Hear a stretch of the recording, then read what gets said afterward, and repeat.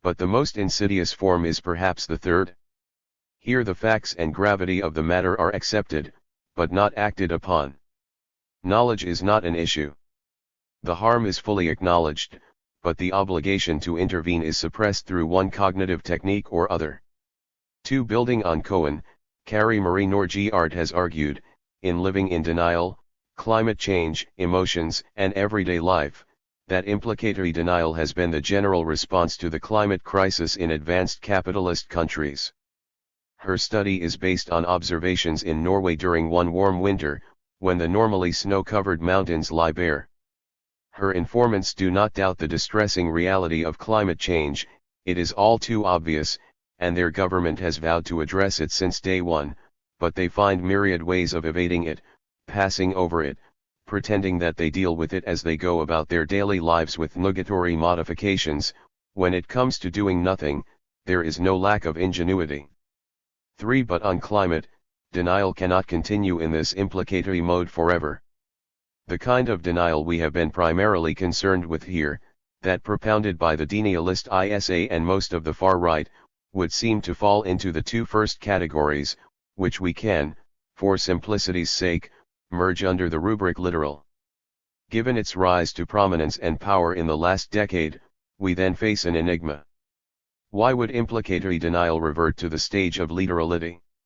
If European countries have been living in denial for decades while claiming to be aware of the problem, why would sections of them start rallying to the most blatantly ignorant version? Global heating has a determinate temporality, absent interventions, it does not stagnate or fluctuate around an average level of ailments, but deteriorates towards catastrophic breakdown. Rudimentary knowledge contains awareness of this nonlinear declension. Unlike the many atrocities Cohen writes about, here denial concerns not something in the past, a history of slavery, an old genocide, nor a body of misery that permanently deforms the present, homelessness, human rights violations, but a spiral that connects past, present and future and only speeds up, through non-negotiable mechanisms of a biogeochemical and physical nature, unless mitigated at the source. This confers a particular instability on implicatory denial. Contradictions build up inside it as in a pressure cooker, and one way out is to say, well, so let us go on with business as usual, for the problem does not exist, or is not that bad, unlike immigration. This might give some relief. One German commentator noticed as much when the AfD turned its lather from refugees to climate. The AfD is changing from the fear party to the relief party. By denying anthropogenic climate change, it frees people from the pressure to change. Flying, meat, the internal combustion engine, no problem at all. For the far right offers people the opportunity to live as they always have without the mounting psychic conflicts of implicatory denial in an ever warmer, more degraded world. Norgiard's book ends before the surge of the far right in Europe, so it treats literal denial as an American crotchet, expecting continued lip service to rule the rest of humanity, but it might also be the case that reversion from implicatory to literal denial makes sense with rising temperatures. It is perhaps easier to live like Donald Trump if you think like him and not like Al Gore, and if so, it becomes comparatively easier by every warming day. Implicatory denial would then engender the far-right solution. By turning up the fire under the pressure cooker, it invites the denialists to return and blow off some steam. Here, it is important to remember another particularity of the climate crisis: it is not a state-directed atrocity, in the vein of a government torturing dissidents or locking up an ethnic minority in camps. Cohen's prototypical cases are about such immediate, face-to-face violence. When global warming was first brought to the governments of advanced capitalist countries, it incriminated not this or that authoritarian state, but the material substratum for the capitalist mode of production as it actually existed and had operated for more than a century. Science did not say, "There is evil in napalm and machetes, put them away." It said, "There is evil in automobiles and aeroplanes and coal-fired power plants and 100 other slow-burning fuses, and how could the governments of ordinary capitalist states respond to that?" In The State in Capitalist Society, an analysis of the Western system of power, Ralph Miliband notes that capitalist classes distinguish themselves from previous exploiting classes in history in that they do not, normally, govern directly, as did pharaonic kings or feudal lords. Governments do it for them. The holders of office will not say so, of course. They will say that growth and a healthy business environment are necessary for any other policy goals and simply assume that servicing capitalist class interests is for the general good. That commitment is so deep, so internalist and unquestioned that it not only colors the specific response to a problem but the very mode of perception itself. Now if a problem comes along that requires these states to act in fundamental opposition to capitalist class interests, their reflexive reaction will be some form of misperception and reluctance to intervene, even if the problem were to be a vast criminal organization. 5 Writing in 1969, Miliband had no idea of just how vast and imminent it could be. But he put his finger on the structural inability of capitalist states to process information such as that about the climate and their determination to maintain business as usual at any cost. The many climate-related irrationalities we have inspected in this book are spin-offs from that foundational move. And the move continues, without deceleration. On any minimal definition, it is irrational. Rationality, writes Adorno, is the organ of adjustment to reality, and simple empirical data suggest that the dominant classes do not have such an organ. 6 At the height of the extreme summer of 2018, for example, the International Energy Agency reported that more capital again flowed into fossil fuels worldwide. Not only did investments continue, but their share relative to renewables expanded, so that 59% of all capital streaming into the production of energy now ended up in oil and gas and coal. 7 Exactly 3 decades after Hanson's testimony in the sweltering heat, it would have been irrational to operate any facilities for burning fossil fuels. It would have been even more irrational to build new ones. It would have been the height of irrationality to increase the rate of investment, but what could be said about a scenario where that rate knocked out parallel investments in renewable energy, in the year 2018? The prime mover of this spiral movement is capital accumulation. Enjoying halcyon days, oil and gas companies were responsible for the greatest boom in 2018. No less than 94% of global energy investment was financed from capital incorporated into a company's balance sheet or from private individuals' own assets, that is, from profits already made, a cycle otherwise known as self-expanding value. The companies were so aflush in money that they could throw it into ever greater capacity. 8 The compulsive logic at work was summed up by an Australian team of scientists: as long as it remains financially optimal, fossil fuel producers have incentives to exploit their reserves rapidly and continue exploration, in direct conflict with other efforts to mitigate climate change. 9 In direct conflict with any other ambitions they might have voiced, capitalist states expedite this logic, through state-owned enterprises, Petrobras and Equinor come to mind, or by greasing the wheels of private ones. As of this writing, all behave in this fashion, whether they pay homage to the science or not. Not one of them has initiated the liquidation of primitive fossil capital. Quite a few still profess awareness of the greatest challenge humanity has ever faced and yada yada yada. Justin Trudeau of Canada, for instance, the soi-disant climate hero who told a gathering of oil and gas executives in Houston in 2017 that no country would find 173 billion barrels of oil in the ground and just leave them there. Applause. The resource will be developed. Our job is to ensure this is done responsibly, safely, and sustainably. 10 For a capitalist state, that is indeed the job description. Implicatory denial, in other words, is the psychology of capitalist climate governance, the rich, convoluted, and ever-increasing vocabulary for bridging the moral and psychic gap between what you know and what you do. With Cohen 11 Greenwashing is its own form of post-truth. 12 When ExxonMobil came around to climate avowal and in the fall of 2018 plastered cities with ads for its petty laboratories experimenting in algae biofuels, the low-emission fuel of the future, to be produced by it. Fit, fantastic green machine, it was a tactic for sheltering the core business in a thin green varnish. 13. One lie was coded in another, the original deception not rectified but compounded. The denialist far right here represents less of a deviation than a reconciliation. The break with reality is effected in the political economy. The far right proposes to bring official rhetoric along. In Europe, it likes to peddle the line "we say what you are thinking." When it makes climate denial literal, it could adapt it to "we think and say what you are doing." 14. Norway, with its world records in hypocrisy, is the holy land of this rapport. And the far right performs a similar act on immigration. It is not that the borders of Europe are open and the far right wants them closed. They are already closed and have been so for some time, and it wants to be upfront about this, fill in any tiny remaining gaps and deport those who have squeezed in. Borders enshrine a material ideology of assessing a person's right to be present and protected from harm on the basis of his or her origins. The far right turns that principle into a cosmovision. 15. It can strengthen its belief with a walk or car drive through the average European city, which will quickly reveal that non-white people are de facto ascribed less value as human beings.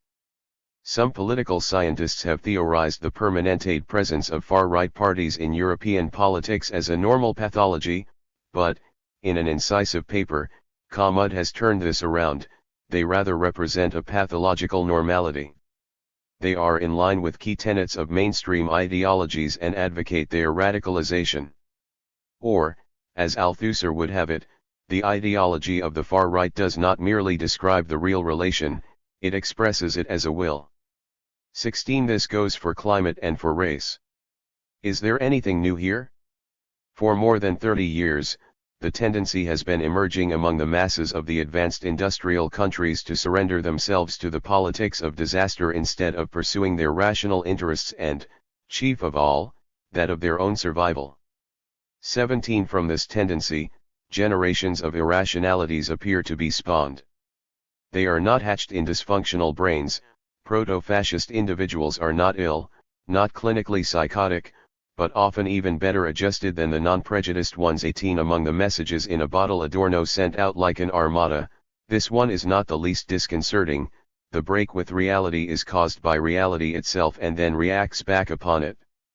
Under the conditions of a fossil economy, the rational thing to do is turn on the coal stove, take the car to work, fly to Thailand for holiday, buy some shares in an oil company. The totality is irrational. It cannot adjust to the reality it produces and so breaks off from it, one way or another, in a flight that eventually sweeps up individuals too. People are inevitably as irrational as the world in which they live. 19. Or, the tendency toward pathological opinion must be derived from normal opinion, when what goes for normal is the state of the world rushing towards catastrophe. 20. We can particularize this diagnosis and say that after the onset of the climate crisis, the reproduction of fossil capital as such secretes ideologies of denial and other irrational pathologies. Bourgeois optimism kisses reality off. The most mainstream of liberal ideology has played its part well here. In the 2010s, one noticeable instance was the spate of neo-optimism. A brigade of bourgeois intellectuals made the case that the world was improving in a manner nothing short of supercalifragilisticexpialidocious. Bookshelves in airports and kiosks filled up with titles like Factfulness, 10 Reasons We're Wrong About the World, and Why Things Are Better Than You Think by the late Hans Rosling, the main Swedish non-fiction export product, who really did believe that the world was becoming a better place every passing day. How did the realities of climate breakdown fit into that belief? Not at all, of course. The section on the issue in Factfulness starts with the line, "When people tell me we must act now, it makes me hesitate." Rosling grants that the problem is real as Ebola was in 2014, but the thrust of his argument is an assault on climate activists. They deliberately deceive the public. They are doomsday prophets in the habit of making exaggerated or unsupported claims and spreading far-fetched, unproven hypotheses. They pretend that climate causes HIV and shark attacks. On this issue, you have to remember the uncertainty in the data. If you look with the sober eyes of this high priest of liberal knowledge, you will realize that global heating is not that bad, sure, a problem, just like Ebola once was, a brief dip in the ever-rising curves of capitalist modernity, in which every decent Westerner should continue to swim. 21 Bill Gates handed out 4 million copies of the book as gifts to American students in 2018. Right on the heels of that year's summer, the Swedish government distributed it to every student in the last year of high school, alongside instructions to teachers for how to convey the message. Talk about an ideological state apparatus. 22. On climate, if not on immigration, Rosling would have made a good advisor to the SD. His Danish predecessor Bjørn Lomborg was much loved by the DF. 23 In the UK, one brick in the 55 Tufton Street wall was Matt Ridley, Conservative hereditary peer, coal mine owner, advisor of the Global Warming Policy Foundation and vice president of Vote Leave. He produced The Rational Optimist, How Prosperity Evolves, a blast on the vuvuzela of common sense. According to the endorsement from Boris Johnson 24, the lullaby continued in Steven Pinker's Enlightenment Now, the case for reason, science, humanism, and progress, which begins treatment of the ticklish subject with token nods to the science, for which Pinker is supposedly making his case. Indeed, humanity has never faced a problem like it, the Harvard liberal admits of the climate crisis. But then he presents the following contentions: populations around the world are better protected against storms, floods, and droughts than they have ever been. Each year of GDP growth yields even better sea walls. The world economy is undergoing a natural development of decarbonization. Emissions are flattening and falling. Trying to make polluters pay is punitive aggression. If people are told that the problem can be solved by geoengineering, they are more likely to believe in its existence. 25 This way of reasoning, reason in the service of unreason, has a good deal of similarities with Freud's anecdote of the borrowed kettle. 26 A man is accused of returning a borrowed kettle in a damaged condition. In the first instance, he responds that the kettle was in fact unblemished when he gave it back; in the second, that it had a hole already when he borrowed it; in the third, that he never borrowed it at all. 27.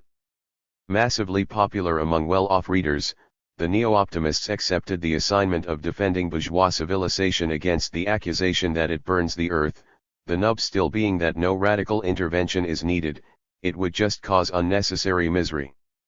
Bringing emissions first to half and then to zero would, according to Pinker, require foregoing electricity, heating, cement, steel, paper, travel, and affordable food and clothing. 28 In a world without emissions, people must go hungry and naked and freeze to death, the Minister of Enlightenment reports, while also alleging that capitalism is decarbonizing anyway, in words that do not fall far from those of Mark Stein or Pascal Bruckner or for that matter Donald Trump. 29 The bourgeoisie shall be remembered for producing not only presidents like Donald Trump, but intellectuals who, in the midst of climate breakdown and the sixth mass extinction, proclaimed that everything is amazing. 30 No matter that nature crumbled, the neo-optimists would always affirm the continuous perfection and endless progress of humankind. Oh, but that was marinity. Have faith in progress, which is always right, even when it is wrong. 31. Futures of denial. How long can this go on? We have seen predictions that outright climate denial, the literal kind, will become less and less viable, this from 2012, and we have seen them miss the mark. And now we hear them again. If straight-up denial seemed a viable strategy then, back in the days of Anders Breivik, 9 years later, with 6 of those years among the 10 hottest ever recorded, it is less so today. Naomi Klein suggests in On Fire, the burning case for a Green New Deal from 2019. She divines that climate science will no longer be denied and thinks the far right will have no choice but to turn to green nationalism. 32 Apart from the empirical circumstance that the most psychotic forms of denial exploded after the 1 degree Celsius threshold was crossed in 2015, there are a number of problems with this forecast. To posit a causal relationship between the catastrophic degree of global heating and far-right recognition of it is to bet on rationality. The underlying assumption appears to be that when denialists see their own houses burning, they will have to open their eyes, Some would like the expectation that if racists only were to hang out with blacks and Muslims, they would come to their senses. Feel-good stories occasionally take place in real life. But it is more the rule than the exception that fantasies and prejudices of this character make themselves completely independent from interaction with reality, since their primary function is to serve the psychological needs of their bearers. They are founded on an abandonment of the reality principle and formed in detachment from the object. Nothing guarantees that experience will disturb them. 33. Wildfires appear to furnish strong cases in point. The Amazon is not burning at all, said Escobedo Araujo on September 4, 2019. 34. Just as Vox scrapped the low-emissions zone in Madrid, firefighters were struggling to contain the worst wildfires in decades around that city. The party then proceeded to block an official declaration in the Spanish parliament that would have supported the victims of such fires, due to its ideological content, a formulation about climate change exacerbating the problem.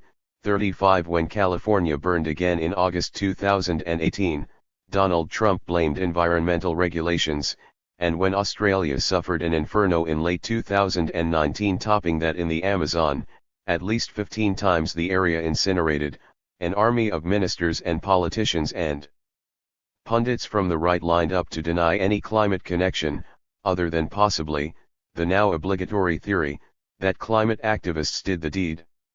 36. All these events struck panic and rage in masses of people. But not in the far right. To assume that it will adjust to reality as a matter of course is a little too charitable, particularly as the capacity for unmooring shows no sign of diminution. Instead, digital life and new conspiracism distend it. 37. On the other hand, as we have seen, the gathering clouds of smoke have pushed some parts of the far right towards accepting trend, attribution, and impact and instead denying the actual drivers. Denial, Cohen points out, is always partial. It is in the nature of it that some information is registered.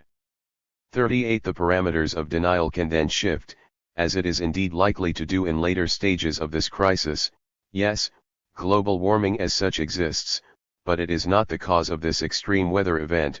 It does not induce migration, there is no emergency, people like Greta are being hysterical, secondary and tertiary forms that seem to have a future. They already have a past. Back in 2010, the Koch brothers sponsored a museum exhibition arguing that if global warming is a reality, humans will adapt to it by developing short, compact bodies or curved spines so they can live in underground cities. 39. Yes, the problem exists, and we can do nothing about it, a variant tried out by the Trump administration, when it justified freezing the fuel efficiency standards. Because of fossil fuel combustion, the Earth will heat up by 3.5 degrees by 2100, an internal document admitted, but whether we burn all that gas makes no difference, so we may as well forge ahead, a most specious fatalism, which has belonged to the far-right repertoire for some time. 40. If you are caught in a forest on fire, no single step can bring you to safety. It might require 1,000 steps in one running leap, which means that every nationalist denial of the need for action, our emissions are infinitesimal, blame China, look at Poland, etc., is a fallacy. 41. It might segue into climate nihilism. Yes, global warming exists, and let's burn all the fossil fuels we can get our hands on and enjoy the sight of non-white people going up in smoke. 42. An infinite number of combinations seem possible. As the crisis deepens, the bandwidth of denial stretches out, not shrinks, all the way to aggressive affirmation. One day the world gone know what you done here. If continuous reinvestment in business as usual engenders denial, so do profits from the past. The climate crisis is peculiar in that it, concretely, biogeochemically, sums up things that have happened between humans over 2 centuries. In a searching essay, Nancy Twana brings up the case of the Alabama coal mines. During the Civil War, much of the coal supplying the Confederate armies came from there, slaves were sent from plantations to dig up the fuel, and afterwards, forced labor continued. Thousands of legally free black men were convicted of crimes such as vagrancy and ordered to haul up coal for free. About half of them died within the first 4 years, their remains incorporated into the ground around the mines. Twana notes that this episode in the history of the African diaspora and the fossil economy forms the basis of one chapter in Yagyasi's novel Homegoing, but she does not cite the central passage.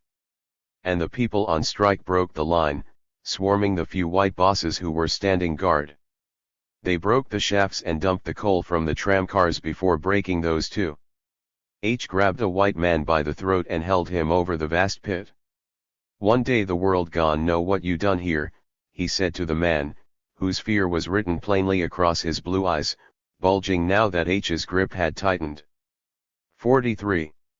The climate crisis is the one long day when the world learns to know what you done here, and rudimentary knowledge of this moment of reckoning has existed since the earliest hour. The Unfuck speaks of common but differentiated responsibility, meaning that humans have caused the problem but some vastly more than others, and that differentiation is, as everyone knew from Rio onwards, inextricably bound up with the history of colonial violence. Taking on full responsibility for preventing climate catastrophe therefore comes with a risk. It holds the white boss over a vast pit crawling with the ghosts from unrepaired injustices. Because the boss has so long turned a blind eye and profited from them, something in him might rise up against the duty to accept responsibility for cumulative emissions, which have, after all, accrued from the invasion of Akka and that of Iraq and countless other acts of constructing material superiority. Where might the reckoning end? The psychic economy could be better maintained by disavowal of the problem, by literal or other tactics. And wrongs denied might easily become wrongs repeated. 44. The sudden widening of the eyes, the animal mimicry of innocence is a signature move of the far-right. 45 Palin defense flashes from such eyes. Cohen notes how nationalism positions the perpetrator as victim and vice versa. A Serb soldier in 1999 talks about the Battle of Kosovo as if it happened the week before. 46 Here whites are victims of a timeless aggression, but this type of fantasy has spread beyond the ranks of nationalist warriors. In Psychoanalyzing the Left and Right after Donald Trump, Robert Samuels observes that the right, including what remains of mainstream conservatism, excels in imagining its own group as victim, even as it enjoys privileges the putative victimizers cannot come close to. Even the richest billionaires seem able to believe that they are persecuted by governments taxing their wealth. 47 In Europe, again, the far right has an especially strong desire for innocence and victimhood where it was most directly involved in the Holocaust. In Germany, Austria, Poland, it is possessed by the idea of the nation as unfairly chastised for the war. The AfD lives to replace atonement with a positive self-identification. 48 For a camp so preoccupied with historical whitewashing and imagined victimhood, acceptance of highly differentiated responsibility for the climate crisis seems a priori excluded. Do you mean to say that we have done something wrong? History matters, it matters lot, said Santiago Abascal at Covadonga. We will never apologize for the works of our elders. 49. If comparisons between climate and Holocaust denial could seem insensitive and far-fetched in the first phases of the former, they became unavoidable in the fourth. Here the denialists were sometimes the very same persons who had denied or downplayed the genocide. 50 Jean-Marie Le Pen, the FPO, the SD, the AfD at one point or another engaged, if only with slips of the tongue, in what used to be called Holocaust revisionism as a cognate of climate skepticism. An instructive case is Pat Buchanan. This paleoconservative veteran famously argued that the survivors of the Holocaust must have lied, because diesel engines do not emit enough carbon monoxide to kill anybody. 51 He was also a carrier of the fable of cultural Marxism and remains, as of this writing, an unbending climate denialist. 52 Denial of the Holocaust and denial of climate change had more than one discursive similarity, including the tropes of evidential unreliability, scientific uncertainty, hoax and conspiracy, and the persecution of dissenters, all the way down to the centrality of gases and combustion. The gas was too weak to kill, a stock argument of the revisionists. 53. But the objects were plainly different. In the beginning, global warming was the unintended byproduct par excellence, the burning of fossil fuels not initiated for the express purpose of annihilating a people. Cohen has contended that the Holocaust is a well-documented set of events that happened in recorded history, whereas the climate crisis is a scientific prediction of what is likely to happen in the future. 54 The latter interpretation was last tenable circa 1988.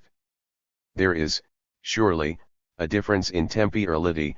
Robert Frisson and David Irving denied the Holocaust long after it was over, while the denialist ISA and the far right denied the climate crisis as it began to unfold.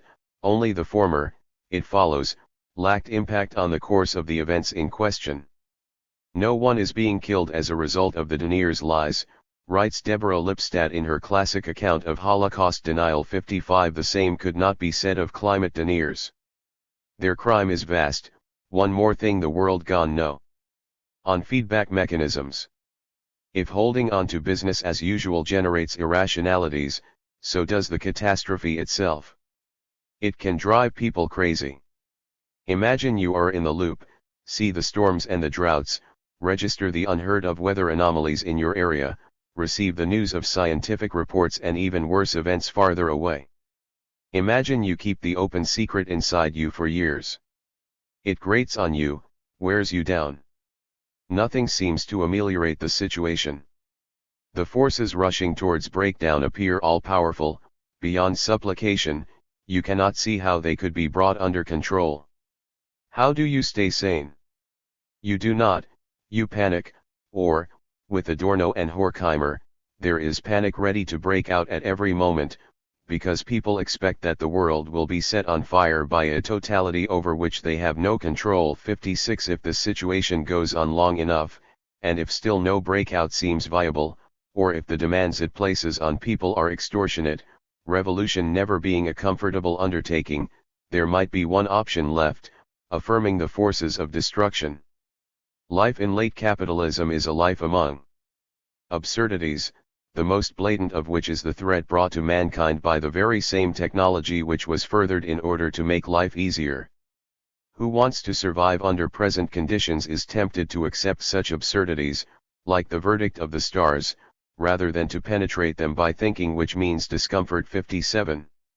Note that this does not presuppose any conscious knowledge of the catastrophe, it can be suppressed, and precisely for that reason simmer as an indistinct anxiety. Denial is a palliative, it might temporarily manage the anxiety, as the threat out there grows. 58. Eventually the distress must find some outlet. And here the fascist leader comes and offers to channel the insecurities and paranoias away from their objective reasons. 59. The more objective the reasons to be afraid, the more tempting his offer will be. The feelings become overpowering when a destructive status quo appears to be petrified. It cannot be pierced by any simple operation. It has a way of drawing curtains around itself, making it difficult to see what is going on and who is in charge. It cannot be controlled. It is not in control of itself, lawbound and blind, it is a self-driving car without a navigation system. 60. Growing masses here are seeking an escape route from the dreadful suffering of our time. This involves much more than filling one's stomach. No, the best of them are seeking an escape from deep anguish of the soul, wrote Zetkin. 61. Students with pre-test jitters, parachute jumpers, deep-sea fishermen exposed to jeopardy may soothe their dread and recreate predictability by fleeing into superstition.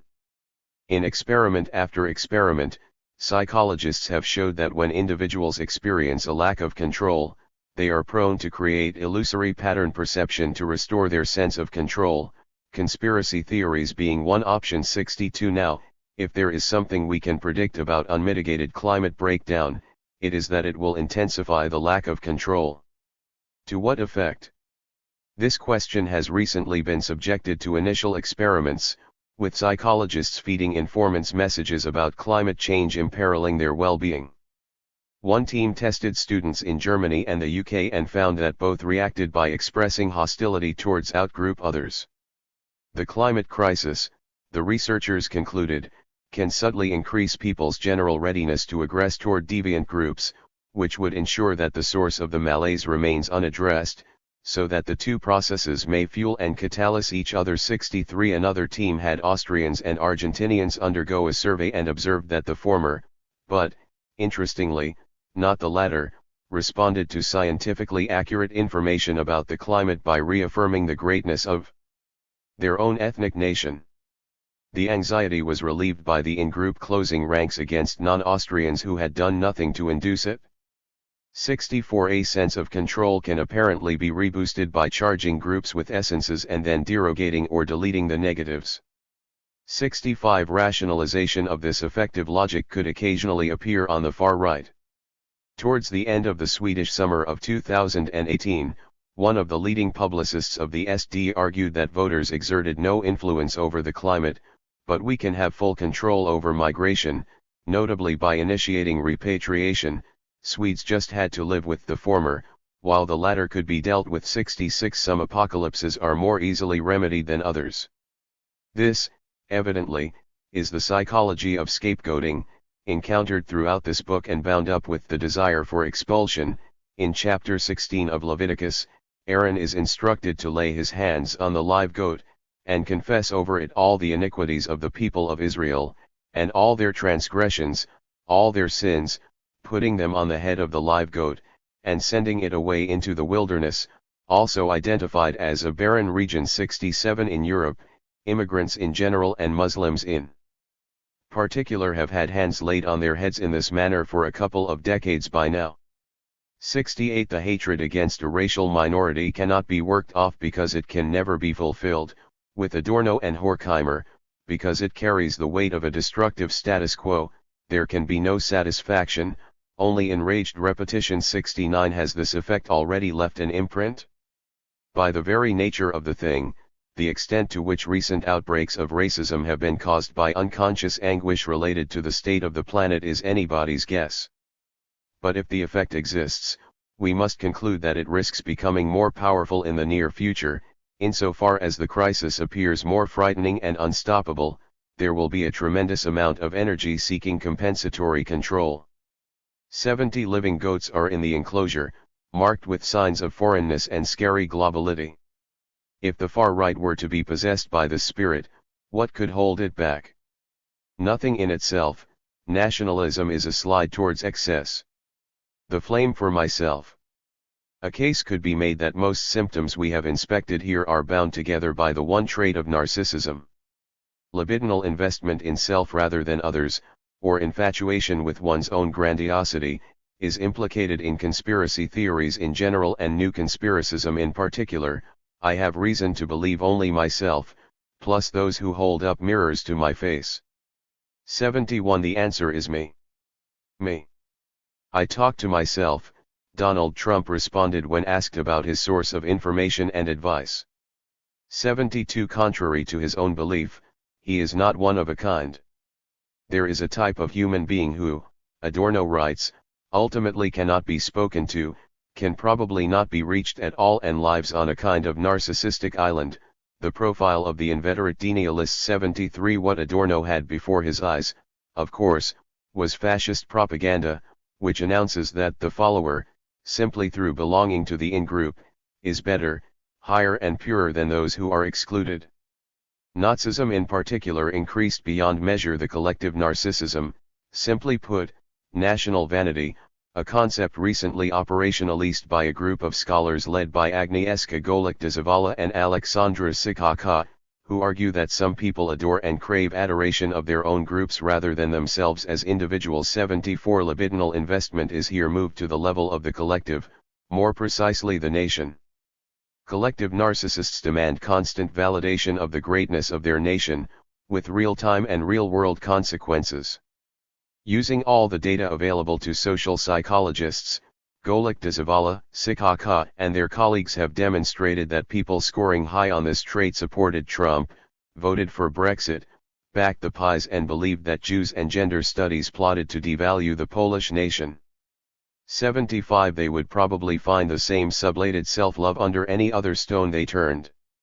It is there in the sense of entitlement, the complaint of insufficient recognition, what we have called Palin defense, the insistence on giving the nation all the respect and resources it deserves. The narcissist has a way of behaving with nature. He sees in it a pool reflecting the picture of the great master himself, who does with it as he pleases. 76. There remains to be written an analysis of how the introduction of fossil fuels into the world supercharged ecological narcissism, by allowing the master to disentangle from the cycles and landscapes of the flow and short-circuit the energy through himself, his desires and quest for control. But we have heard British imperialists laud steam for giving them omnipotence and superiority over all others, and in his solitude up on the fuel tank, Marinity accorded the trait an archetype.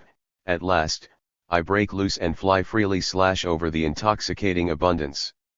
77. Psychoanalysts have shown how late capitalist consumption feeds, and feeds on, the same self-loving self.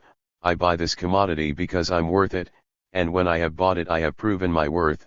My money really did purchase it, but with such self-referential investment, the cycle cannot come to a rest, as every transaction leaves a taste of incompleteness in the mouth. The narcissist is grandiose and fragile. 78. His self-esteem might be sundered by the smallest setback. He cannot stand a slight. He is bedeviled by the prospect of losing out to others, and precisely this pendulum constitutes narcissism as the psychic accompaniment of capitalist property relations, the mastery over nature ascending to ever greater heights through unsparing competition and shake-out of those not masterly enough. 79. Now this bourgeois self is being told that he cannot go on like this any longer. He may respond with pharaonic fury. 80. The suggestion of ecological limits is a narcissistic injury of the first order, perhaps comparable only to the Russian Revolution. It would be a wonder if it did not elicit narcissistic rage. 81. Such rage should be most violent among those for whom a sense of absolute control over an archaic environment is indispensable, because the maintenance of self-esteem, and indeed of the self, depends on the unconditional availability of the material. Flying into the rage, they express their utter disregard for reasonable limitations. 82. They don't want to hear about an emergency. They develop a hatred of this reality and the mere thought of it, retreating into optimistic fantasies of endless gratification. Coming closer, objects like climate science and movement are recalcitrant reminders that stoke up the rage, and the same might go for racial others, who by their very difference and existence seem to offend the in-group aggrandized by collective narcissism. 83. If such a rage takes hold, it might start looking for instruments to obliterate those objects that belie a subject's expansive sense of self and, to quote Judith Butler, destroy any restrictions imposed on destruction itself. 84. We have come all the way to the death drive. Of all Sigmund Freud's concepts, this might have produced the most head shakes. Can humans ever have a desire for death, as such, even if it is only the death of others? Surely some kind of pleasure must be the ulterior goal. But if one looks for empirical evidence of the existence of a death drive, there is hardly a better place to start than the writings of, once again, Marinity and Junger. At one point, the former declared that he had found the unsurpassable symbol of his project in a story about Japanese merchants producing coal from corpses. All gunpowder facilities are working on the production of a new explosive which is deadlier than any other known hitherto. This terrible new compound has carbon from human bones as its principal ingredient, and so the merchants rooted around in battlefields strewn with corpses and recycled them into ammunition, and Marinity could not imagine anything more entrancing than this death-to-death loop. 85. I felt irresistibly drawn to the side of the calamity, Junger confessed. Will to destruction manifested in its purest form by means of machines, he waxed lyrical. Everywhere he looked, there were gaping craters similar to those of some distant lifeless planet. 86. It was exactly this Produktskrieg that stimulated Freud to make his scandalous proposition. As the reports from the First World War came in, the way technology enhanced human destructivity led him to suspect that something else was at work, something that could not be explained by the standard desire for pleasure, however disguised or rerouted. It must be a Todestrieb, a death drive. 87. The second impetus for the theory was fascism itself, which has remained the strongest case for those who think this something can have actuality.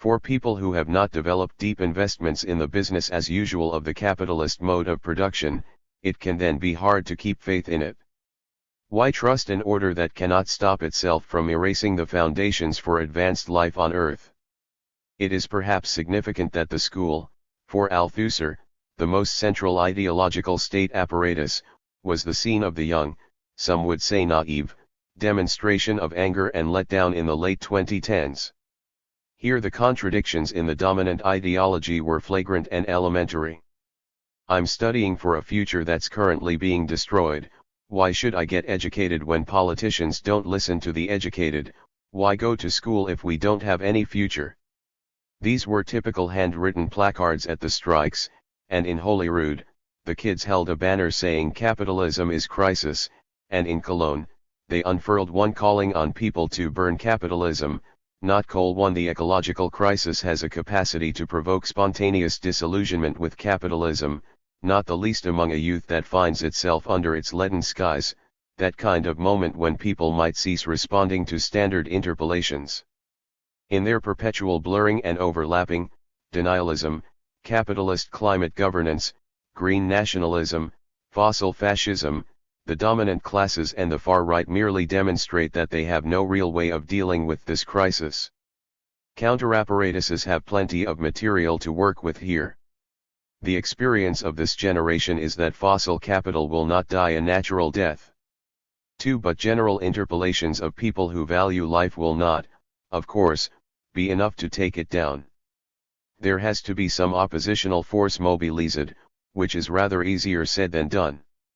Some elements of the working class will, as we have seen, be easier to involve than others.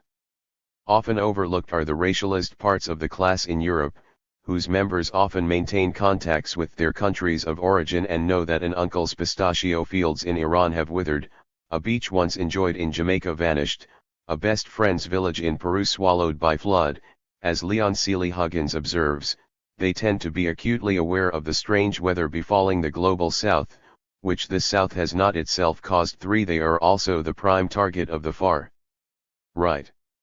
Yet as of this writing, such people are massively underrepresented in European climate movements, which have a whiteness norm of their own to challenge. On the other hand, anti-racist and anti-fascist activists can still occasionally consider climate and ecology some vaguely hippie, middle-class, romantic, uncool red herring. If there is anything this book has sought to demonstrate, it is that the two fronts are merging more fully with every tenth of a degree of warming. In scientific research on the polarization between left and right over climate, the policy recommendations tend to be conciliatory. The issue, according to this wisdom, should be communicated in such a way that the right will not bristle at it. The right, apparently including the far right, can be coaxed into caring for the climate if it is told that this is a form of patriotism in line with the quest for purity, for the right cannot be won over as long as the messenger is perceived as wanting to negatively alter society, far more effective to stress competition for resources or prestige against a common/shared enemy. 5. This is the road to Christchurch. No climate movement should ever set foot on it. Unfortunately, there seems to be no other option but to find a way to beat the far right politically, not humor it, but defeat it. This would hold even if the worst comes to pass, as in the kind of future scenario depicted in Lanchester's The Wall. He has a network of activists betraying the nation and assisting the others in breaching the wall, escaping the digital chips and living on the inside. Race traitors in a warming world, unite, you have nothing to lose but the chains of the others. 6. Moreover, if the far right is enthralled to the death drive and other such urges, nothing could be expected from it other than a fight to the end, as every anti-fascist knows from hard-earned experience. Public Enemy were right when they opened the album Apocalypse 91. The enemy strikes black with the line, "The future holds nothing else but confrontation." Anger and hate cannot be shaken off, as Judith Butler points out. They have to be directed against that which imperils the organic persistence of our interconnected lives. 7. On the way up, conflicts in the elevator escalate. And as it goes into overdrive, the destructiveness of the dominant ideology becomes plain to see.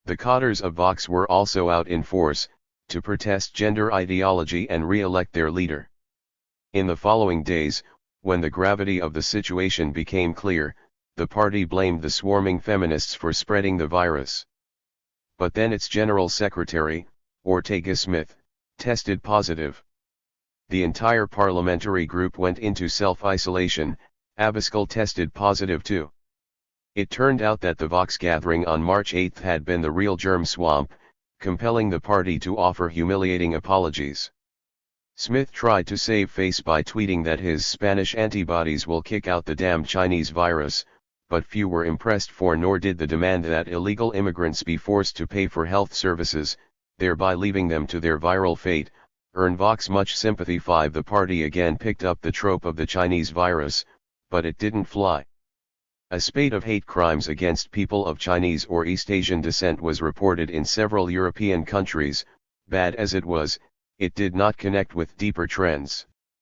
Xenophobia has not been a prominent form of politicized racism in 21st century Europe. 6. One can only imagine what would have happened if the pandemic had originated in the heart of the Islamic Middle East, as MERS, the novel coronavirus preceding SARS-CoV-2, did. Recall Jaroslaw Kaczynski's rambling on the parasites and protozoans in Muslim bodies. Now Smith and Abascal became the first on a list of far-right leaders to fall ill, followed by Johnson, Trump, and Bolsonaro, none physically or politically killed by the disease, nor boosted or ennobled by it. Islamophobia could be outright embarrassing. There had long been much indignation in Denmark about the habit of some pious Muslims to abstain from shaking hands, and so the naturalization ceremony had been rounded out with mandatory handshaking with officials. Therefore, in spring 2020, all naturalization had to be called off. 7. On the other hand, the far right, from Tories to the FRP, the DF to Le Pen, did its best to assail Muslims and other non-whites for stubbornly socializing and ignoring lockdowns. 8. Such tried scapegoating worked better than elsewhere in Hungary. Orbán did not point his finger at China, to whose government he was close, but seized on the circumstance that the first COVID-19 patient in the country was an Iranian student. A dozen Iranians were swiftly rounded up and deported. Having found yet another evil to attribute to Muslims, Orbán declared that he and his government would rule the country by decree. During a state of exception that lasted for 3 months, Fidesz made sure to reallocate money from municipalities run by the opposition, notably the Greens, and criminalize identification with a sex other than that assigned at birth. 9. This was not a Hungarian oddity, the exploitation of the pandemic for authoritarian projects unrelated to the causes and spread of a coronavirus. In October, one report listed 80 countries where the condition of democracy and human rights has grown worse, an associated blight with its own ideology. Increased surveillance, the rounding up of dissidents, a stifled media, executive power grabs, amplified hate campaigns, police violence out of bounds. This was a global story, in which ethnic minorities, such as Muslims in India, bore the brunt. 10. One legacy of COVID-19 could be enhanced authoritarianism in these zones of repression. It set a precedent for coming adaptation crises. When a symptom of ecological collapse breaks out in a population, already exposed minorities may suffer renewed assaults. Europe as a whole saw a relatively mild prefiguration of this scenario. It was most evident in countries with one-party governments of the far right, besides Hungary, Poland. The PiS Corona emergency response chipped away at what remained of the rule of law and freedom of expression. In mid-April, Poland, just like Hungary, recorded its 5th consecutive annual drop on the World Press Freedom Index. 11. But the Polish witch hunt against LGBT people was rather more delirious. In 2019, the PiS began to shift emphasis from race to gender, Kaczynski et al. Stressing LGBT ideology, imported, Marxist in character, as a threat to the very existence of the Polish nation. Over this year and the next, roughly 100 Polish municipalities proclaimed themselves LGBT-free zones, covering a third of the country, with a predictable rise in hate crimes, Poland now ranked as the worst country in Europe for queer people 12 in this still nearly all-white nation, they had now become the domestic enemy number one. Heterosexist apocalypticism dominated the campaign that won Andrzej Duda a second term as president in July 2020. He registered his highest levels of support in the coal areas. The far right finds its voice. Beyond Poland, however, race was, to paraphrase Stuart Hall, the modality in which the pandemic was lived. The distribution of harm and death mirrored that on the climate front. Half a year into COVID-19, African Americans were nearly 3 times more likely than whites to contract it and nearly 4 times as likely to die. A progression of vulnerability exposed them to the disease, sharing crowded homes, living in densely populated neighborhoods, working in essential jobs where contact could not be avoided, meat plants, hospitals, grocery stores, warehouses, relying on public transport to get to these jobs, carrying the burdens of structural racism, including the siting of refineries and other sources of air pollution, their bodies weighed down by everything from asthma to accelerated aging. Black people would also have the least access to health care. They would wait longer for examinations and receive less adequate treatment than whites. 13. Remarkably, the very same factors primed non-whites for infection in the UK, up to 4 times higher rates than in white neighborhoods nearby, as well as in Brazil and Scandinavia. In the latter region, the outbreak struck with disproportionate force against non-white populations and hardest by far against Somali communities, on the absolute bottom of the racial hierarchy, black and Muslim, in a pattern that persisted through the year. 14. Climate and corona had one feature in common, a universal danger to humanity propagated through the particular vector of race. Regarded from this angle, some behavior on the far right looked familiar. The instincts of Trump and Bolsonaro were, infamously, to deny the existence or severity of COVID-19. The former used the word hoax. 15. He alleged that the virus had been manufactured by China. The Heartland Institute pronounced that leftists are stoking COVID-19 panic. 16. Towards the end of the year, with the second wave in full swing, the denial had hardened in some corners, to the degree that one nurse in South Dakota, the state posting the most cases and deaths in November, after the Republican governor had refused restrictions, testified that patients refused to believe that they had COVID-19, despite seeing positive test results. Their last dying words are, "This can't be happening. It's not real." 17. The escapism echoed in a fresh galaxy of conspiracy theories. There was the theory that Bill Gates had planned it all, or that 5G technology transmitted the virus. There was the theory that SARS-CoV-2 had been concocted in a Chinese laboratory and deliberately let loose on the world. Abascal and Salvini believed this. Various theories involving SARS and other Jews, including Jews as hypersusceptible because of their abnormally large nasal cavities holding a glut of droplets, and a French theory of a coronavirus, coron being the French spelling of the Quran. 18. One figure close to both RN and the Generation Identitaire spelled out the evidence for the latter.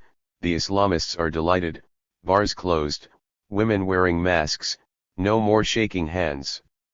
19. And then we have not yet mentioned the theory that went by the name of QAnon. A cabal of Satan-worshipping pedophiles runs the world, harvests blood from poor children and seeks to undermine Donald Trump, who will one day slay the bastards, a virtual supernova that exploded in 2020 and sucked other theories into its orbit, including those about COVID-19 and climate.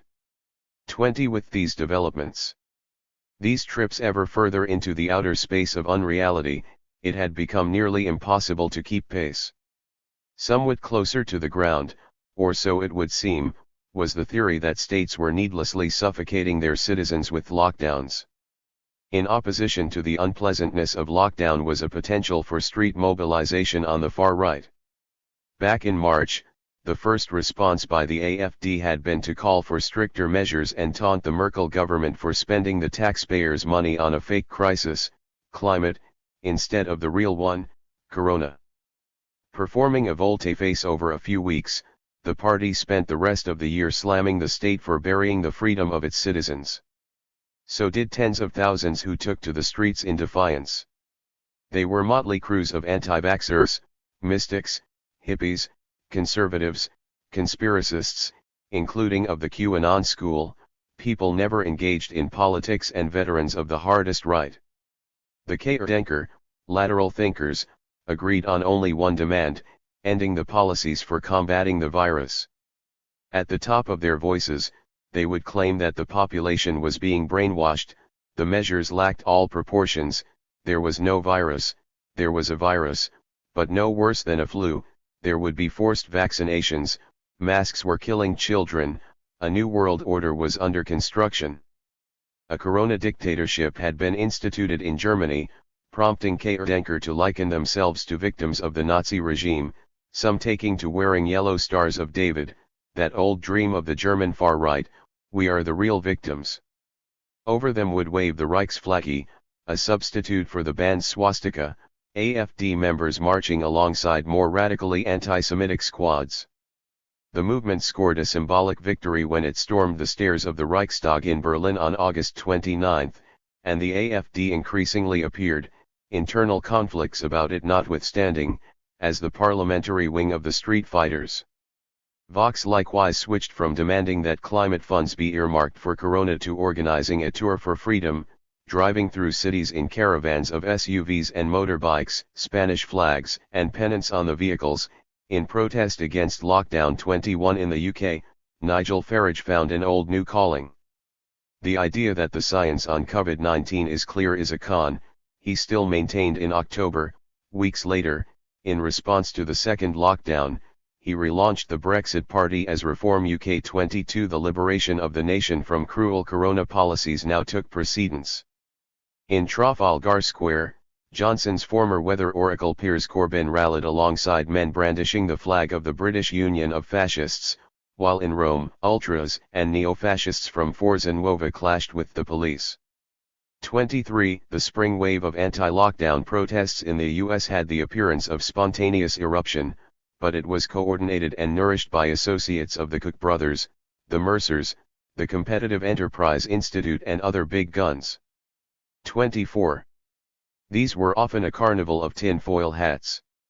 They seemed less capable of injecting irrationality deep into the body politic than their climate equivalents. Although there were patent similarities, the primacy of economy over science, property over life, the hostility to any sort of change, the protests had no particular corporations or commodities to defend. They targeted general adaptive responses undertaken by states, on an expressly temporary basis, in a desperate fight against one symptom of the ecological crisis. None of the scenarios sketched in this book corresponds to that logic. Here were no progressive movements on the march, no proposals to rein in deforestation and other drivers of the problem, as rampant as ever in 2020, no special material ecological prerogatives to rescue from enemies. Perhaps the anti-lockdown movements prefigured another form of fascism, a revolt against adaptation, in defense of white petty bourgeois layers constricted or even déclassed by it. But that was not a coherent figure. Where the far right enjoyed unrestricted rule in Europe, Poland and Hungary, the governments neither denied corona nor showed themselves markedly less competent in flattening its curves. 25. Poland was among the first to shut the country down, make masks mandatory and close borders. The border closures then cut up Europe into its national component parts, which some on the far right welcomed as a vindication. We are all nationalists now, heard Farage 26. Here was another opportunity for the far right to expand its pathological normality, making the closures permanent and taking the next logical steps against foreigners, along the lines of the SD's next great battle in migration policy. On the other hand, these closures did not quite meet nationalist desires, as they could be blind to both color and class. The far right has never wanted people with white skin and high incomes to be locked in place, but in December 2020, to take but one example, British travelers were shut out from European airports in a moment of panic about the new strains emerging from their isles. 27. Sweden Democrats always enjoyed going to Thailand. And yet the medical nationalism of 2020 might have a long fat tail. So will, more certainly, the vaccine nationalism that made the US and Europe place advance orders for hundreds of millions of doses and thereby clear the shelves of the new medicines, on which the world had banked since the outbreak, leaving poor countries in the global south to wait until maybe 2024 for their turn. 28. What kind of precedent that set for the adaptation crises in the pipeline should be all too obvious. Sweden swigs. To the surprise of many, one country deviated from the rest of Europe in the spring of 2020, Sweden. Under the guidance of state epidemiologist Anders Tegnell, the government didn't close any shops or restaurants or schools, satisfying itself with vague recommendations of prudence. SD accused it of sacrificing the elderly and called for the very restrictions the far right in Germany and elsewhere detested. But the initial post-political moment was no less paralyzing here. Like an addict that can only stay off the drink when his arms are tied behind his backs, Swedish politics had to leave invandrare alone for a few months. 29. When the first pandemic wave subsided in the summer, it was immediately back at it. The ills of Swedish society were again as a matter of course imputed to the failure of the non-whites to integrate themselves into said society. By the late summer, the headlines were devoted to incidents of gang crime, and when acolytes of Rasmus Paludan burnt copies of the Koran near Rosengård and touched off a night of rioting, the official nation tore its hair out. Vice Chief of the Swedish police Mats Löfving offered an explanation. 40 clans have arrived in Sweden with the sole purpose of organizing criminal activities, building power, earning money, infiltrating corporations and municipalities and the central state apparatus to boot and grooming their children to continue in their path, which was why immigrant neighborhoods were exploding in violence. 30. The breathtaking conspiracy theory was questioned by lower-level cops, who had never seen traces of those 40 clans. Nevertheless, the 40 clans became accepted reality, the left party a lone dissenter, remaining on everyone's lips until the second wave rolled across Sweden. Then the laissez-faire model could no longer be upheld. At long last, Sweden had to put standard restrictions in place, the government reluctantly agreeing that corona liberalism had failed. But Tegnell would still not admit that it had caused the high death rates, 706 per 1 million inhabitants, as against 67 in neighboring Norway. He had another explanation: small groups of invandrare have been very much driving the contagion, and Sweden had more of them than others, 14% of the population born outside Europe, as against 8 in Norway.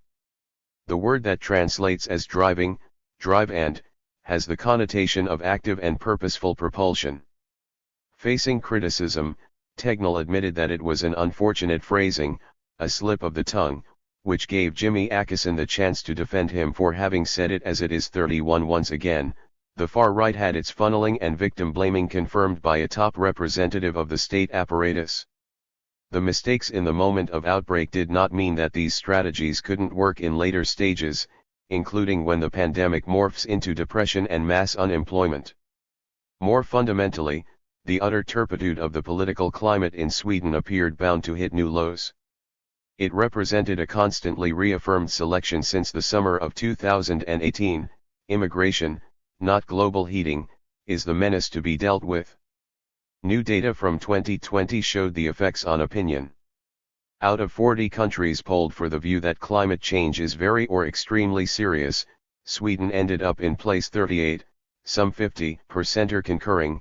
Only in Norway and the Netherlands was the share lower.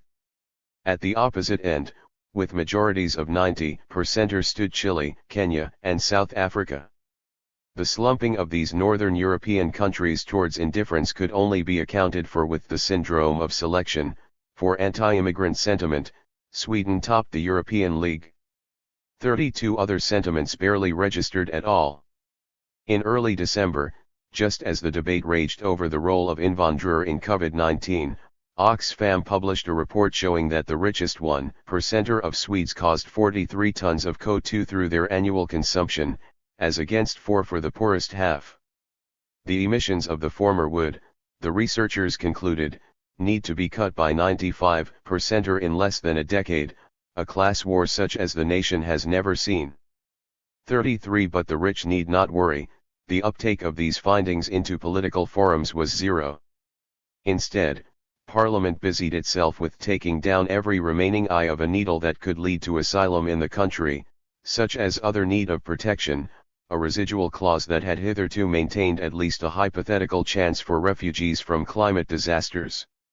If there was anything exceptional about this nation, it was its breathless ambition to be typical.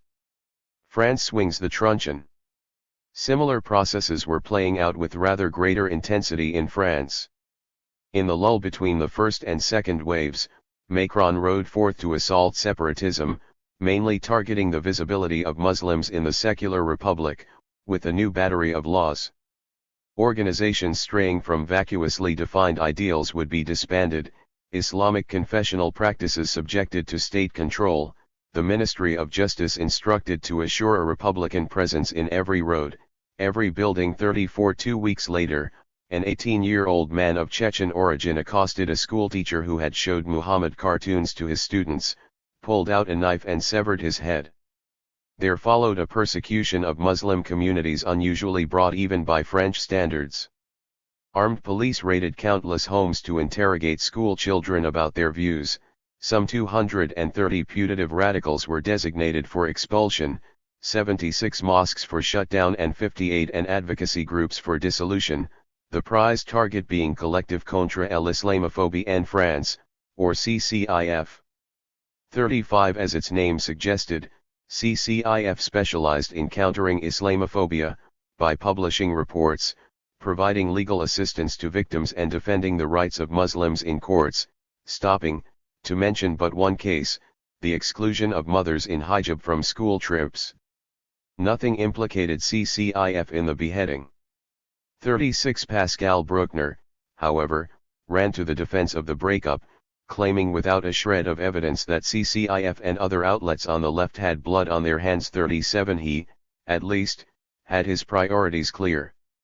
Gearing up for another second round against Marine Le Pen in 2022, Macron charged ahead. Soon the National Assembly approved another legal package, making it an offense to publish photos or films of police in action. But cops could henceforth use drones and facial recognition to prosecute demonstrators. Barely had the ink dried on the law before a film surfaced of 3 officers breaking into the home of a young black music producer, beating him bloody with truncheons and abusing him with the N-word for no reason other than the color of his skin. Mass demonstrations thronged cities in denunciation of the carte blanche for police brutality. Forced to beat a retreat, Macron promised to revise the law. And while all of this was happening, Total, the single largest private corporation in the country, went ahead with plans for massively expanding its fossil gas production from Mozambique to the Arctic. It had the backing of the president. There was little if any controversy about it. 38. But it would, of course, be a grave error to see this latest instance of the French state flexing its repressive muscles as an intentional deflection from climate crimes. Rather, the causally efficacious background was the cycle of working-class insurrection still rolling through France, uniquely for Europe, in the form of, most recently, the Gilets jaunes and the strikes against Macron's pension reform. It would also be a mistake to see French, or for that matter Swedish, fascisation as just a setback for the climate. It had a very direct tally of human suffering. Green nationalism mutates. The sudden deglobalization under COVID-19 provided grist to the mill of French localism. Le Pen, Hervé Juvin, and the rest of the RN envisioned a post-pandemic nation that produced and consumed close to home. 39. But their ecology was as inane as ever. When Macron announced a referendum on including climate protection in the constitution and making ecocide a crime, his favored mode of governing, RN lapsed into well-worn grammar. This initiative could be compared to a wind turbine. It's an environmental and political hoax. They think it's beautiful and green, but it actually pollutes our air, raged the young model Julien O'Toole from the national leadership. Is the climate emergency really the priority of the French people? He added for good measure. There is the migration emergency, the security emergency. Why not organize a citizens' committee on these topics? 40. In Italy, Salvini was equally unable to hold his tongue, lashing out at fancy living room radical chic environmentalists that have never seen a boar or a tree and asserting that we cannot say no to coal, no to petrol, no to methane, no to oil drills, we cannot go around lighting candles. 41. The banner was held higher by Renaud Camus of the Great Replacement Theory. He was convicted of racial insult for the following tweet: a box of condoms offered in Africa equals 3 fewer drowning victims in the Mediterranean, 100,000 euros in savings for the CAF Public Agency for Assisting Families, 2 prison cells freed up and 3 centimeters of ice sheet saved. Referred to with the hashtag #IceFlow tweet by Camus and his supporters, this became a new cause célèbre in the far-right struggle for freedom of expression. 42. Meanwhile, the limits to green nationalism were laid bare in a European country where climate politics loomed larger, Finland. Popular for its efficient handling of COVID-19, the red-green government could press ahead with its climate ambitions.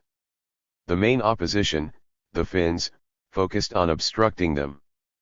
Fuel taxes should be cut not raised, coal and peat dug up not dropped, immigrants sent away and, some, populations shrunk, the standard fare, spiced up in 2020 with violent intrigue. One former member of the Finns struck a current member 20 times in the head with a hammer.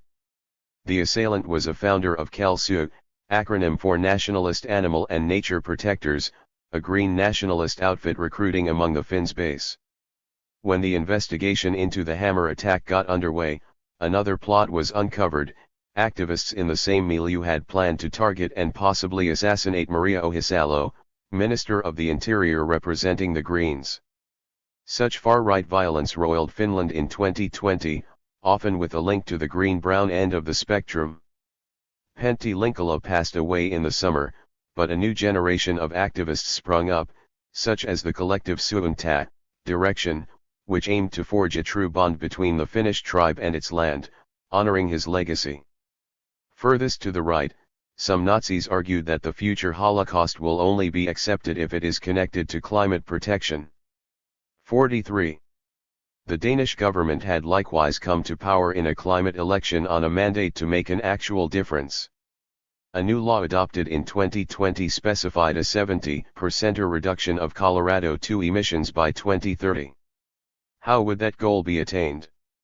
Half of it through the deployment of various technologies for capturing and storing carbon, not by avoiding emissions, that is, but by neutralizing them.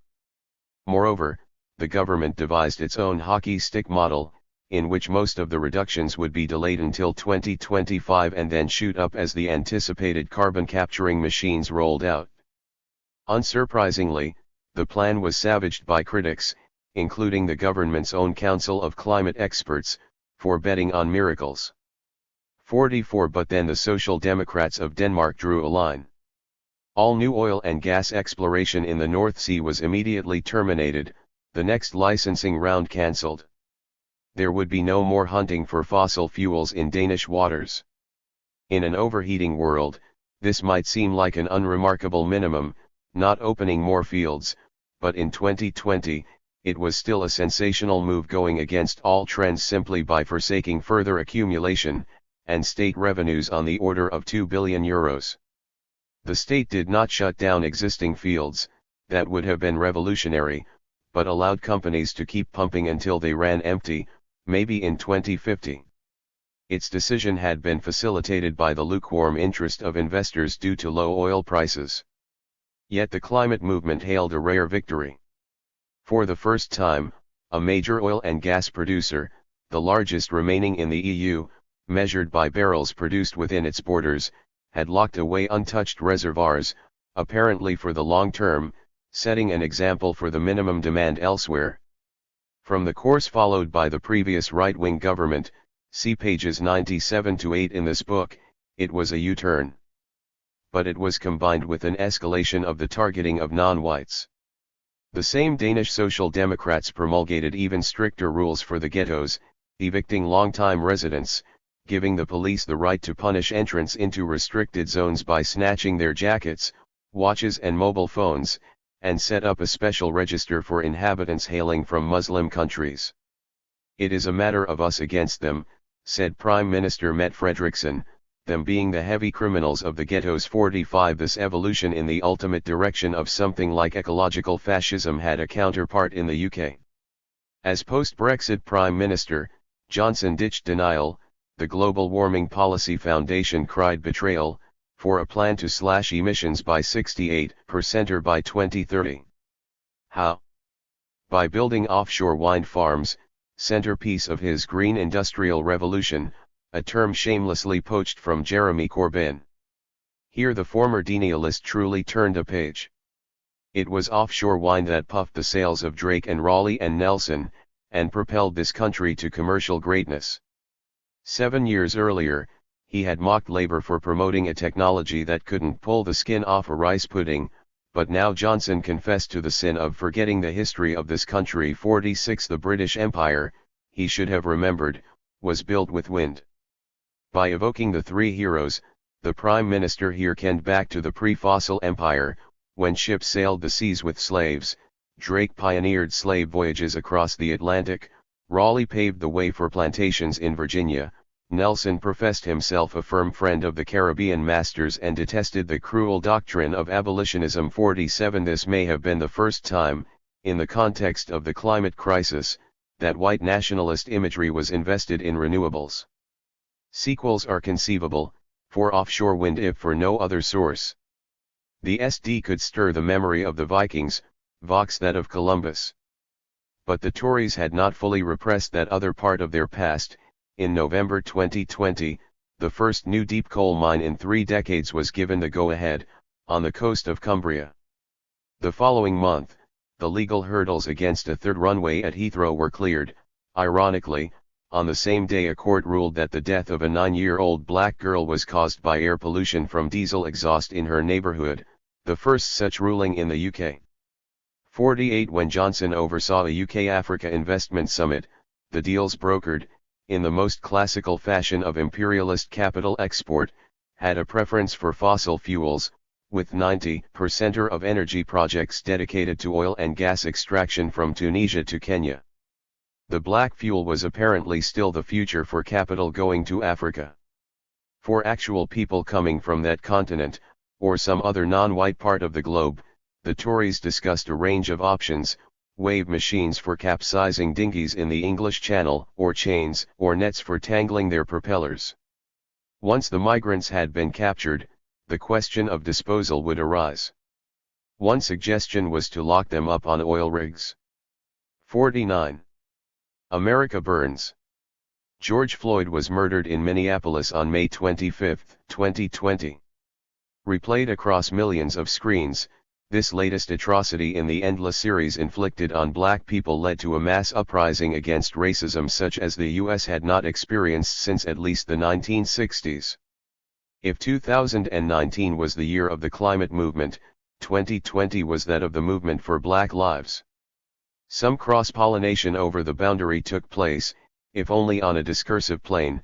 One investigation revealed that primitive fossil capital, as we have called it in this book, had a predilection for sponsoring U.S. police forces and supplying them with weapons. Companies would spend some of the profits earned from fossil fuels on police foundations, raising private money to purchase equipment, as though the famously oversized public budgets were insufficient, and some on galas that celebrated the boys in blue. Chevron and Shell were corporate partners of the New Orleans Police and Justice Foundation. Both sponsored the Houston Police Department's mounted patrol. Rick Perry's Energy Transfer chipped in for the Friends of the Dallas Police, while leading coal-burning private utilities donated to foundations in Baltimore and Chicago, Philadelphia, and Atlanta. The call to defund the police seemed to harmonious with that to divest from fossil fuels. 50. And the words George Floyd wheezed while Derek Chauvin choked him to death, "I can't breathe," had an ecological ring to them. They spoke to the moment of the pandemic, when the effects of destroyed nature landed with redoubled force on non-white people, and so, on the margins of a global conversation on structural racism, awareness rose of the articulations of race and ecology. Fresh research received publicity. Pregnant women exposed to high temperatures and air pollution tend to have stillborn, underweight, or premature babies. Black mothers face the greatest risks, because of the concentration of African Americans in heat islands, asphalt and brick soaking up the heat, no greenery to breathe it out, close to industrial zones. Recalling Spike Lee's Do the Right Thing, future heat waves will be worst for them. 51. Segregation predicated on automobility builds the oven and then drives up the heat.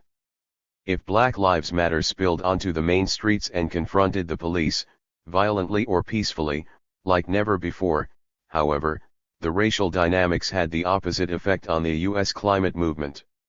Its direct actions had always been of the civil and polite type, in which activists practically count on being arrested. That tactic now conclusively manifested itself as a white privilege.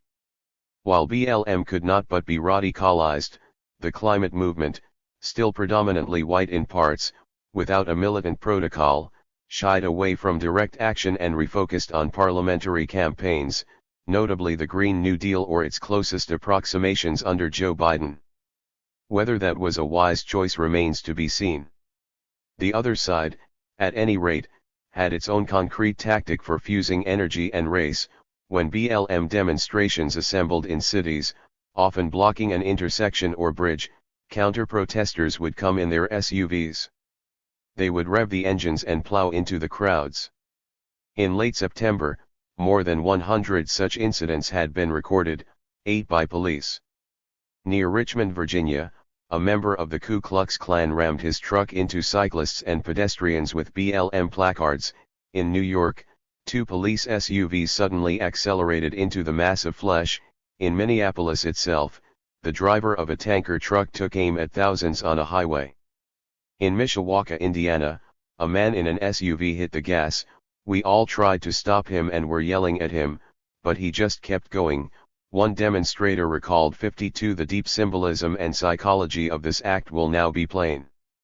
More lethal than rolling coal, blending the two meanings of the word race, the tactic was first adopted in the last years of Obama administration, against street-blocking rallies protesting the Dakota Access Pipeline and the killings of African Americans. As white supremacists chuckled over the clips, they spread the meme "Run them over," later accompanied by "All lives splatter." Riots rarely happen without the friends of status quo faulting outside agitators, the most basic form of the rich man's cognitive mapping. During the Floyd uprising, Trump and his devotees picked Antifa for that role. With the methodology of new conspiracism, claims of Antifa plotting bedlam multiplied, to the point where heavily armed vigilantes patrolled streets against busloads of Antifa that never showed up.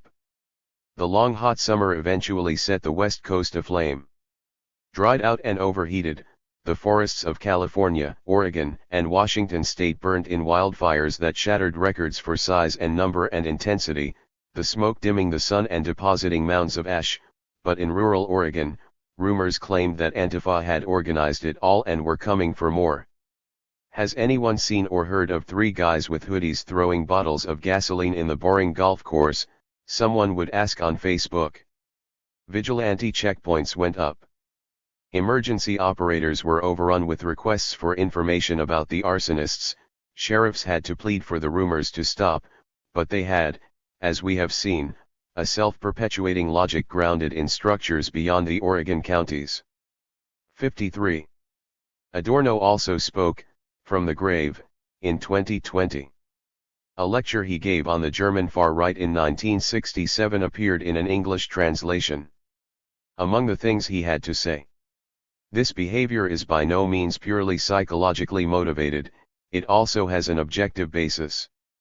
Someone who is unable to see anything ahead of them and does not want the social foundation to change really has no alternative but, like Richard Wagner's Wotan, to say, "Do you know what Wotan wants?"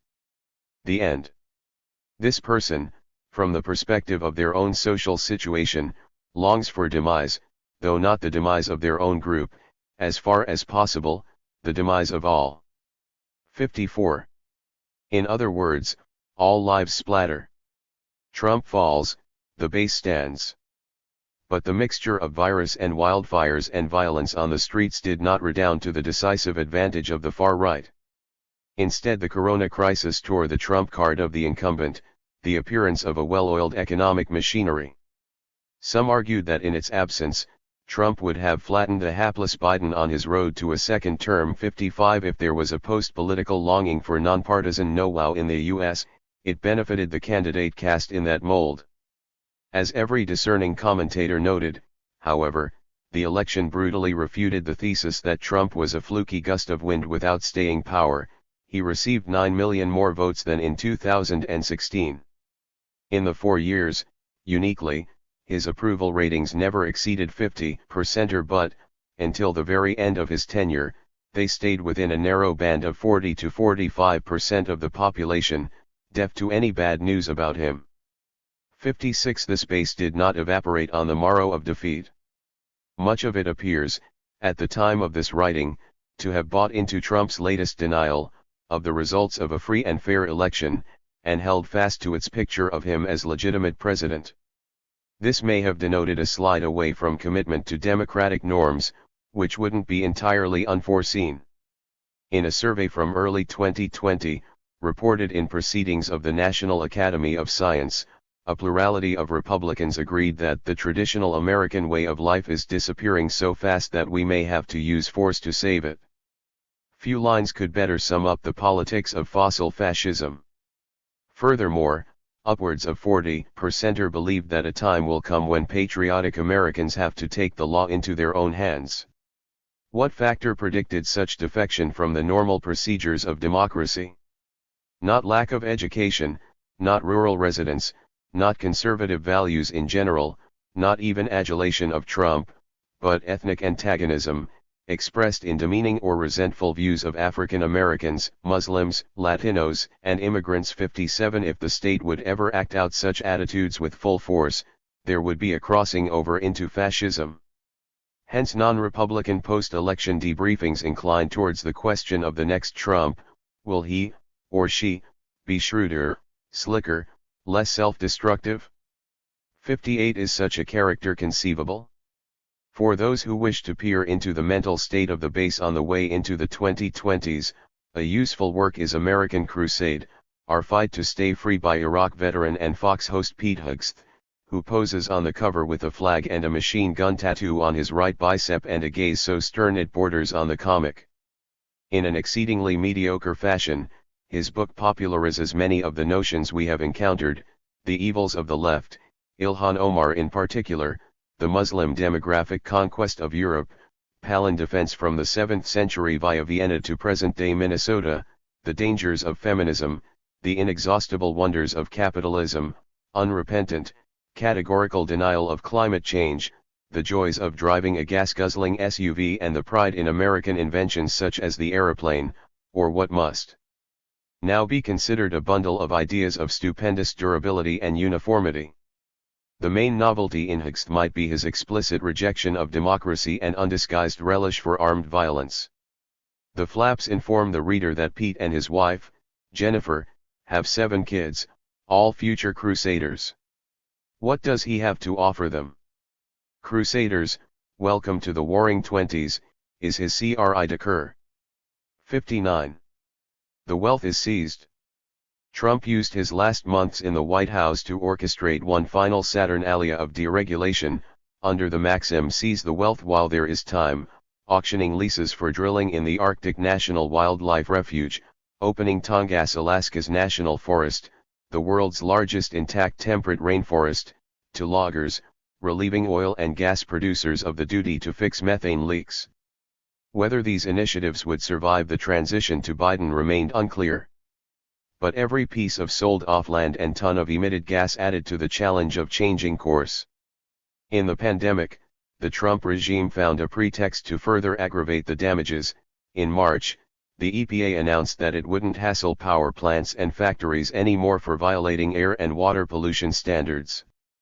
Billions of dollars from Corona aid packages, tax reliefs, forgivable loans, federal bond buybacks, then found their way into the coffers of Peabody, ExxonMobil, Koch Industries, and a second tier of lesser-known fossil fuel producers, drowning hopes that the crisis would spontaneously euthanize the sector. 60 But there were other parts of the world where it had something to that effect. The coal fields of Poland were among the more important. In the early summer, Stocks of unsold coal piled up in the yards of Silesia. An unusually warm winter had reduced demand, while cheaper coal imported from far afield, Australia, Colombia, Mozambique, had eaten into the market. Then the industry came down with COVID-19. Laboring underground in close proximity, their lungs already worn by soot, miners made up 1/10 of the cases in the country and the region of Silesia have, earning it a reputation as the Wuhan of Poland. An effusion of online hate against the miners ensued. The PiS government reacted by temporarily closing a dozen mines, fanning fears that, despite all the rhetoric about standing on coal, the days of the industry were numbered. With an election to win, the PiS still tried to burnish its image as the guardian angel of the miners, paying them 100% of their wages on furlough, due to handing out bread rolls, lignite mines receiving licenses for extension, but other realities were closing in. Brussels applied a mix of sticks and carrots to make the PiS give up on coal. Poland would ostracize itself if it persisted, or be entitled to more than a quarter of the Just Transition Mechanism funds, part of the Green Deal touted by the Union and, after dogged resistance, finally signed by the PiS leaders in late July. Having accepted the deal, the government suddenly unveiled a new energy strategy that would cut coal from 77% of the nation's consumption to between 11 and 28 over 2 decades. Offshore and onshore wind, solar and nuclear would take over. Staring death in the face, miners responded with wildcat strikes. By the autumn, an unstable compromise between unions and the PiS envisioned a gradual closure of the industry, ending in 2049. 61 environmentalists welcomed a step in their direction, although another 3 decades of coal combustion, 1 decade more than in Germany, were hard to swallow, while miners came away with a deepened sense of victimization. COVID-19 may have been the nail in the coffin of the PiS iteration of coal nationalism. If so, who will scoop up the emotional fallout? If the EU could be perceived as an angel of death for Polish coal, it certainly didn't satisfy hopes about the pandemic as the once-in-a-generation opportunity to break with business as usual. 62 The European Central Bank, ECB, led the efforts to pump oxygen into capital accumulation. Purchasing bonds and other assets, it injected billions of euros into companies, Shell and Total, utilities running coal-fired power plants, auto producers like Volkswagen, Daimler, BMW, Renault. Marxist state theory would predict that, absent anti-capitalist forces besieging them, state apparatuses would indeed seek to resuscitate accumulation across the board, and in proportion to the fossil character of capital, they would come to its rescue. But in late spring, the ECB asset portfolio was more biased towards fossil fuels than the market in general. 63 By November, the countries that had chosen to pour the most in billions into such ventures were the US, the UK, Germany and France, with China contributing mere scraps.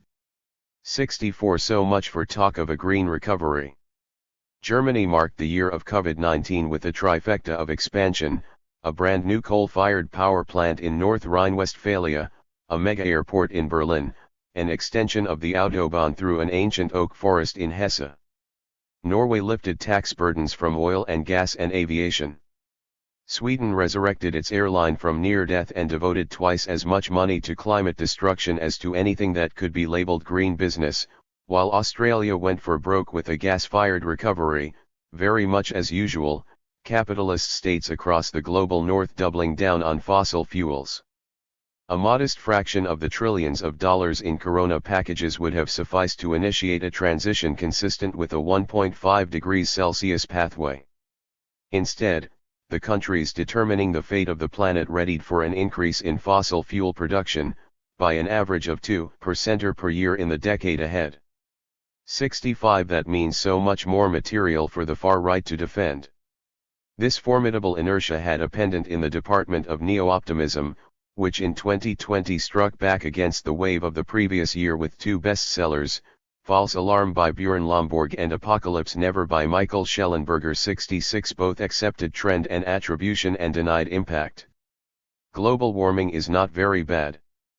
CO2 makes the world greener, and so on, ad infinitum. While Oregon burned, these two volumes topped the climate change section on Amazon, the facts with Mark Stein having dropped to 13th place. It was 2020, the hottest year on record, and bourgeois denialism had still not gone out of fashion. Developments in the Amazon then appeared rather unexceptional. One cannot deny that Bolsonaro had a point when he indignantly retorted to European diplomats that he treated natural riches just like they did. The wildfires in the 2020 season were greater in number, larger, even more cataclysmic than in the previous year, but received a sliver of the attention from a world absorbed by the virus. Beyond the Amazon, the Pantanal, the world's largest tropical wetland area, home to indigenous peoples and a treasure house of endangered species, lost nearly a third of its surface to burning. Scientists feared that the ecosystem would never recover. Like Trump, Bolsonaro knew how to seize the opportunity of the pandemic, scaling back monitoring and firefighting patrols even further, so that ranchers could have their way. When occasionally pressed on the matter, he blamed the inferno on the indigenous peoples. 67. The pendulum swings. But on the whole, 2020 was a poor year for the far right, by its own recent standards of success. The significance of losing the gravitational pull from the White House can hardly be exaggerated.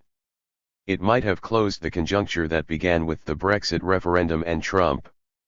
European parties received the results with sad silence, broken by claims of fraud, some of them embroiled in their own internal crises. Having dropped out of the government in January, the FRP fell in the polls until it reached the lowest levels in 3 decades, triggering a civil war inside the party. The national leadership sought to bring the Oslo Confederacy of hardcore xenophobes and denialists to heel. 68. There were rumors of a new party further to the right, a law hardline of Paludan. The FVD was heavily shaken after Het Parool, the newspaper formed by the Dutch resistance in 1941, revealed endemic Nazism in its youth wing. App groups and Instagram accounts were filled up with SS regalia, theorizing about Jewish networks forcing women into pornography and the music played by Brenton Tarrant on his way to the Al-Noor Mosque. 69. The position of Baudet was unsettled.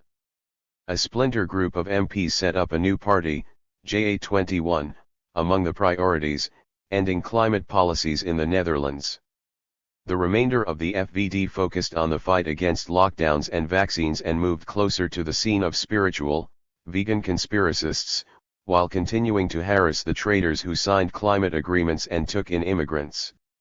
Over in Austria, the disgraced FPO was in free fall. The ability of far-right formations to self-destruct should not be written off. But a hydra has many heads. When the Lega declined in 2020, there soared the Fratelli d'Italia, or Brothers of Italy, derived from the neo-fascist movement of the post-war era, whose leader bypassed the prime minister in popularity after a year of devastating pandemic in the country. The DF fell, the new bourgeoisie rose. Bolsonaro stumbled without falling, while the Finns ended the year as the largest party in the polls, uneven outcomes, putting an end to hopes that COVID-19 would kill the far right. On average, the initial losses from the spring were recouped in less than half a year. 70. The year 2020 was bad for the far right because it didn't grow as it had for years, much as with emissions. It was too early to tell, at the time of this writing, whether this constituted a turning point. If so, the anti-climate politics of the far right would have reached its historical peak of influence around 1 degree Celsius of global warming, that is, just at the moment when action to avoid 1.5 degrees Celsius was most exigent. That would now be the best-case scenario. The victory of Biden signified a swing of the pendulum back towards capitalist climate governance. Might it crash through its wall, under the combined pressure of compounding disasters and billowing movements? Biden won as the embodiment of American business as usual, the compromise fetishist, the anti-Sanders candidate who rebuffed the Green New Deal and promised a gathering of New York capitalists that nothing would fundamentally change under his watch. 71. But he might be a guy to blow with the winds, if they are strong enough. In the weeks before his inauguration, he had already made key nominations, to the EPA, the Department of the Interior, various climate policy posts, upsetting enough to appeal to the climate movement and rile up the right in equal measure. If this would be a replay of the Obama years, there would also be a reaction. If Biden would go further in irritating or even hectoring primitive fossil capital, the reaction would presumably be stronger. All experience from the past 3 decades indicates that as long as such capital exists, it will resist its own abolition. In this regard, it does bear comparison with slave-holding capital. To flee from the fight would be to surrender beforehand. The Zetkin Collective. Late December 2020.